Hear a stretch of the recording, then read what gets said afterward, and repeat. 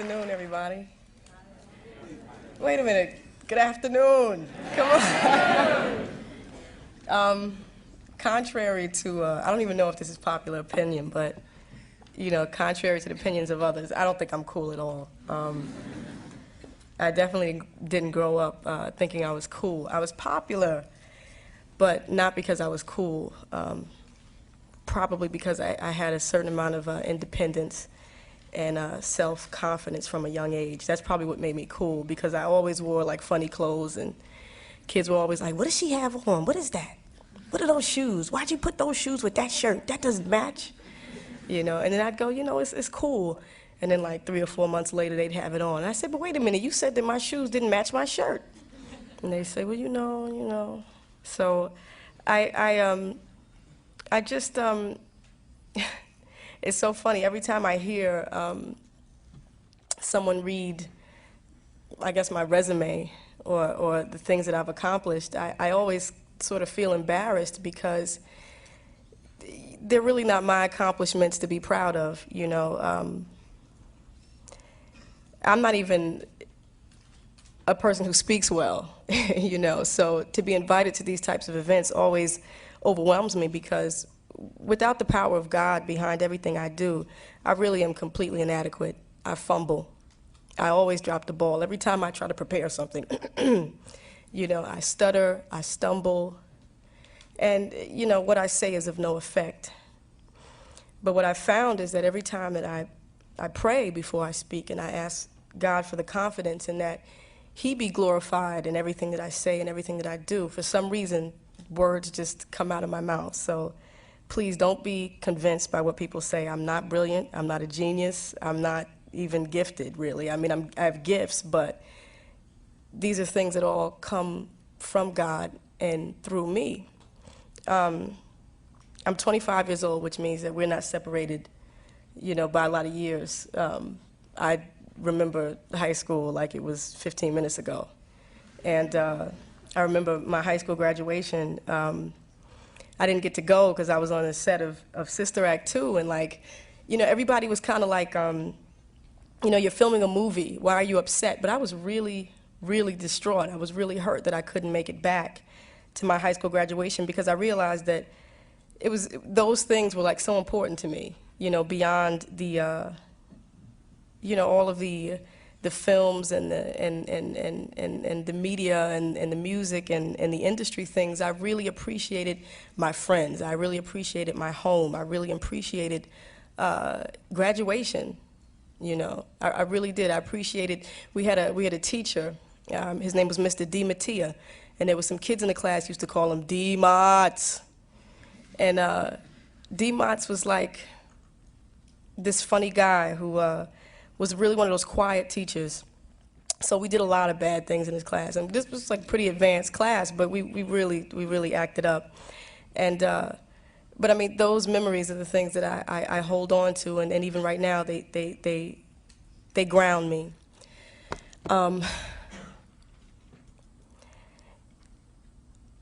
I just wanted to, I guess I'm here, you know, because I really didn't understand why I was here. I feel like I'm 25 years old and I haven't done anything for you guys to be looking at me and saying, you know, what has she done? But if there are any questions about what is ahead for you, please feel free to ask me, because everything that is out there, everything that I'm privy to, you know, so are you. If you get that into your system and get that into your spirit and understand that, you know, we're not separated by anything, not time, nor space, not talent, nor gift, just acknowledgement and understanding where our gifts come from.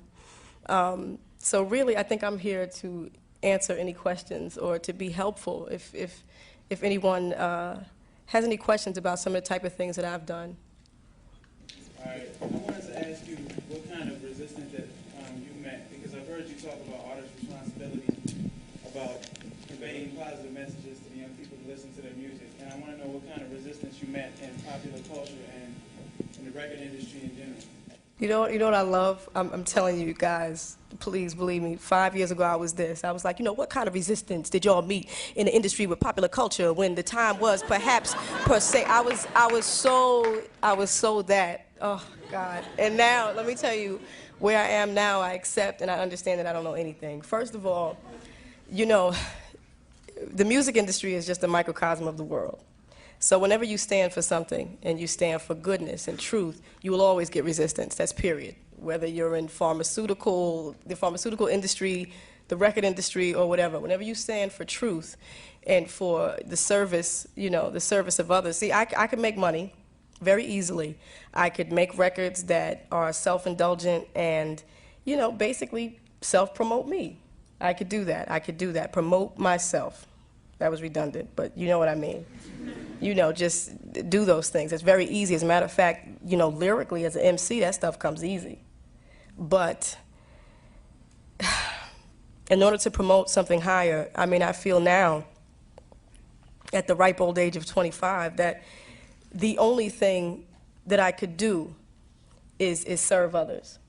You understand what I'm saying? And because there are people who have not reached that point in their walk, yes, there's a little anger, there's a little resentment, because you raise a standard, you especially when you do it and you make some noise, and you do it and people actually listen to what you have to say, and like your record is bumping on the radio and you're saying something that holds a mirror up to a lot of the negativity and self-indulgent things and messages that a lot of other people, but we're all young. I have a hard time being so hard on the music world, especially hip-hop, because most of them come out of the hood 17 years old, having no clue or concept, having no concept of what life really is.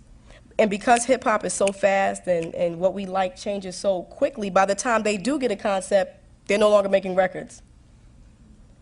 So I've been put in this unique position. I have this very unique responsibility that God has made me aware while I still have the mic. And it's like I was expressing to my good friend today. I said, my mother, she taught me. She raised me with certain morals and certain standards. But, like any kid, when I was out there with my friends, I cut up, I wilded out, acted up, amongst people whose mothers may not have taught them the same ideals. But every time I acted up, it was like my mother was always right there. She was always there, like, Lauryn, I see you and you know better. And I got in trouble. And that is how my Father in heaven responds to me. Listen, I told you don't do that. I told you don't do that. And I told you that you better have the courage, because the kids, they may talk about you. They might say bad things about you, but when you come home, what I have waiting for you if you do what I tell you to, and also what I have waiting for you if you don't. So that's enough for me. That's enough for me. I have reached a place, and I'm telling you, I'm so blessed to have reached this place where, 5 years ago, I was so thin-skinned. Whatever anybody said would just, oh, my God, they don't like this rhyme, and oh, my songs, and and then one day I woke up, and it was like my skin was it was so thick, it was impenetrable by those fiery darts. They just had no effect, and I realized that was a strength and a confidence that only came from a higher source. And we have to be determined, and you have to know that for me now, I'm learning that it's more important to be righteous than to be right. I've tried to be right. This is right. This is an injustice. This is a travesty. I'm right. But I've been very unrighteous and still right. Oh my God, because you can attack someone completely right, but it doesn't resolve anything. It doesn't it doesn't solve your problem. So I understand now that the battlefield and that the war is so much greater than what we see before us. I live in this physical body. This is like my address, like 22 Eder Terrace. I just gave everybody my address, but that's my address. Fight me, no. But this is where I live, but there's something much deeper. Who I am, has nothing to do with, the hair and the shoes and stuff, even though I like shoes. But, it has nothing to do with that. So and what I do, I find there's a lot of power in prayer. So I pray for the people who don't understand me. And I tell you, to be honest with you, I pray more now to be understood No, excuse me, to understand than to be understood. I pray now to learn how to love than to be loved. Because God has given me an abundance, so, I don't need God. These people don't understand me. They think I'm crazy. Every time I'm on the mic, they just, it's not about that. I pray that I understand them so that I can talk to them, minister to them even more. You understand what I'm saying? So I'm just not afraid of, it's of no effect. It's immaterial to me. Because our enemies are not physical bodies. They're actually our family. They don't know it, and we don't always know it, but our enemies are not, they're not flesh and blood. And our problems are not flesh and blood, even though we think they are. I hope I know that was very, I don't mean to sound ethereal, because what I'm saying, I'm telling you, is heavy as bricks. It's concrete. It's very concrete. Sometimes it can sound like doo-doo-doo, but it's not that. It's like, who saw the movie The Matrix? Okay,